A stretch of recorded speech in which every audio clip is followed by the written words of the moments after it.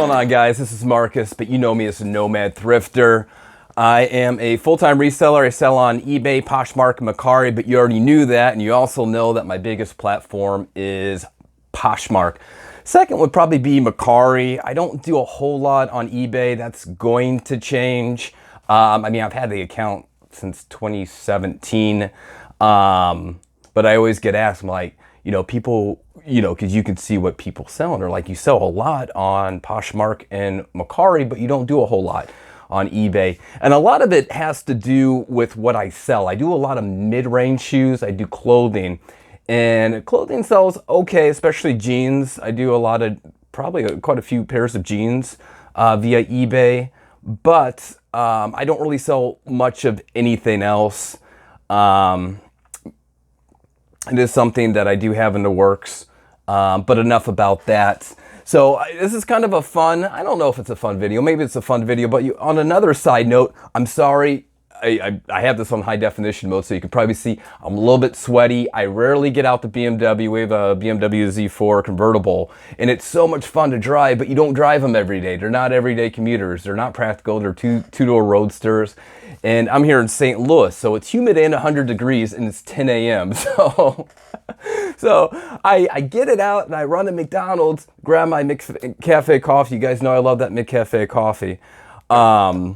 And I come back and I'm just sweating. So that's why I'm all sweaty, guys. It's actually freezing here. This is actually the basement. So that's why I look a little bit sweaty. I'm sorry about that, guys. But yeah, so today's more of a fun little lighthearted video.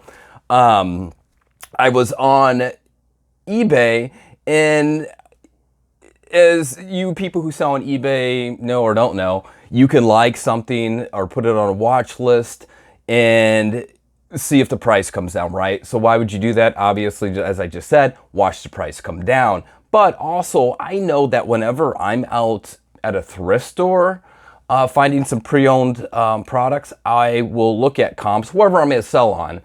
So it might be Poshmark, it might be Mercari, it might be eBay. But if I'm on Mercari or if I'm on eBay,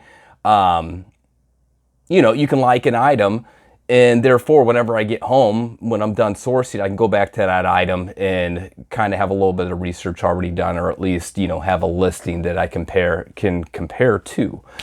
And there was actually a pair of shoes that I found that I actually ended up returning back to the Goodwill once I figured out that they're probably not worth me selling, but I liked them enough to where I kind of wanted them in my own size.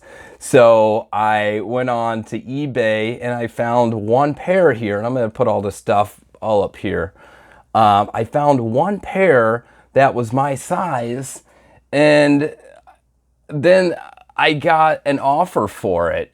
And whenever I looked at the seller, I was like, the hip line, why does that sound familiar? And then I looked it up, and it was Ralli Roots. I was like, oh, that's funny. I haven't, back in the day, maybe 2 years ago, I watched a few of their videos, and they are entertaining. So if you're looking for entertainment, those are, I mean, they're fun videos. But I mean, as I said, this was like 2 years ago. And I found them entertaining, but for me as an established reseller, I didn't find it to be helpful for me. But I could see where the videos would be helpful to a lot of the new people. So again, I don't really know. You can definitely check out their channel and see what they're up to, if they're still going on, if they're still making videos. But I saw this, I thought it was funny and kind of cool. What a small world, right? So these were listed for $157.77. The offer was for $132.53, and these were for a pair of Nike Air Max Plus 2011. They're running shoes. They have the 360 bubble. There's a picture up there. I like the colorway. They're not I mean, in general, they're not really a rare shoe, but sometimes colorways can escalate the price actually quite a bit. So with these pair of shoes, if they were not the hyper green or the neon, technically it's a neon yellow, or a volt yellow, I think that might be the technical term. If they weren't that, you would see comps on these all day for 10 to 20 bucks. Nothing special.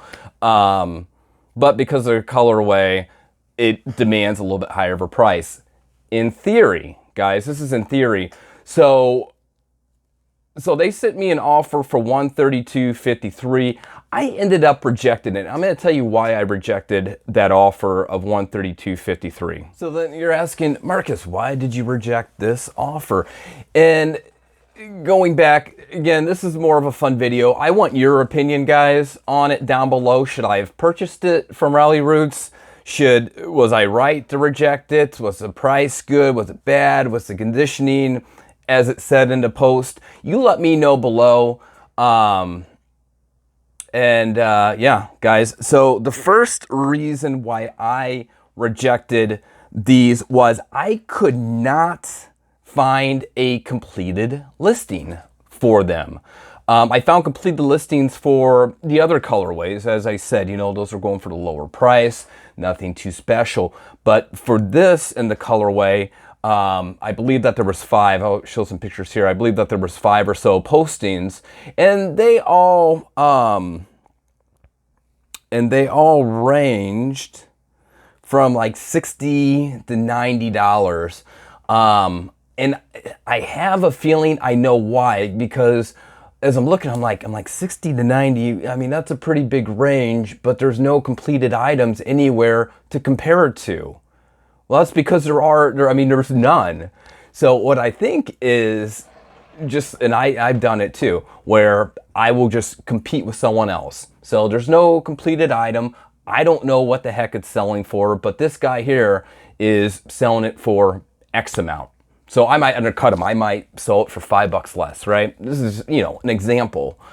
And I think that's kind of what happened with a lot of them. They couldn't find completed items on the shoes, so they just kind of competed with the other people who were selling with the active listings. So that's why I think the range. Let me know down below if you agree or disagree, or give me a better explanation on why you think that is. So there's no completed orders on it. So therefore, you know, I kind of thought it might have been on the higher end, only because, as I said, 60 to 80, actually technically it was 60 to, was the lower range. 89.97 as the time I checked this out was the higher range. And they were selling them for $157.77 in my offer, so we'll say $132.53. So there was a big difference between those. The second reason why I rejected them was the description. And I will be honest, I was a little bit disappointed, if that's the right word, because I know back in the day they offered, and maybe they still do. I'm sorry. I mean, this is more of a quicker video. I didn't do any research, so shame on me, but I'm not trying to, you know, call anybody out at all. And as I said, you know, I think as a couple, they had really entertaining videos, and that's great. And I'll put a link to their channel once I get that done, because definitely check them out, because they had a lot of stuff a few years ago. So I know that they got to have a lot more. So I'll put a link down there. Definitely check them out. But I was a little disappointed by the description, because I know that they used to offer courses for resellers, how to resell, descriptions, postings, and all that stuff. And I'm going to put this up here, the description, and it just kind of, I'm going to like let you know my personal opinion on the description. Because whenever people ask me, you know, what do you think are the 2 most important things? I would say description and pictures all day long. You know, picture, you got to catch the eye, you got to have a focal point, right? And then you have to have a description that's, you know, gonna let people know, especially on used item. Like a new item, you can do your own research, that's fine. But on a pre-owned item, you don't know what's gonna go on, especially with these Nike Air Maxes. They could have a busted bubble, or one could be flat. There's so many things that could go wrong. So I digress, I apologize. So here was the description. Nike Air Max Plus 2011 men's athletic running shoes, dark gray Volt, and then it gives the number, the shoe number, size 9. down below, men's 9, condition pre-owned good, good condition. Please see photos for detailed condition. That, I hate when people do that, and I'm seeing more and more of it. And I hate to say it, I've done it in the past. I don't do it anymore, just because I've had returns based on it. But it turns people away. Why does it turn people away whenever you say, please see photos for detailed condition? Because you're making them find the flaws. And if I'm gonna pay, you know, a lot of money for a pair of shoes, I don't want any surprises. When those shoes come to my house in that box and I open it up and I take them out, I shouldn't be like, oh no, you know, I should know everything already about the shoe. And I think the more I looked at the shoe, I don't think that they were in good condition. I think they were in fair condition. And fair might even be generous. So I think in this situation, whenever you use, you know, fair, good, excellent, new, obviously we know new's new, maybe a little disclaimer on explaining why, or how your scale. So if it was fair, what would count as fair to you? What would count as good? What would count as poor? You know what I mean, right? Just because it's up for interpretation, right? So they're saying they're good condition. I'm saying that they're fair condition. So there's already a discrepancy there. You might think that they're in good condition, or you might think that they're in poor condition. So if you took 5 people here, you might have different answers, right? And it's just the description's too simple. You know, as I'm looking at it, yeah, there's dirt on there. I just think like the description was lackluster. It could have been a lot better. And especially considering, you know, that they do courses, I think that, you know, they should be doing it just a little bit better. Even me, you could call me out on that, on a description. Because I've had people on this channel, you know, call me out on certain things, you know, practice what you preach kind of thing. And you're right. You know, so it was just a little bit disappointing, but I think the biggest factor on it was I could not find any completed items. I think it was just overpriced. And also, don't get me wrong with the pricing, guys. Yeah, there's no comp. You could put a dollar up there and charge $1 million. That's your prerogative. That's all on you, right? That's the nice thing about being resellers, but you gotta also stay competitive. So if you're looking at that pair of shoes versus the other shoes that are quite cheaper and where I think maybe in a little bit better condition, you got to take into consideration too that these Nikes are an older pair of Nikes. But yeah, I mean, that was my take. So do you feel me on that? Am I making sense? Definitely. Let's talk down below. I'm just really curious on your thoughts. So guys, I'm going to end the video there. That's the reason why I rejected their offer for $132.53. Again, should I have purchased them? Did I do the right thing by rejecting them?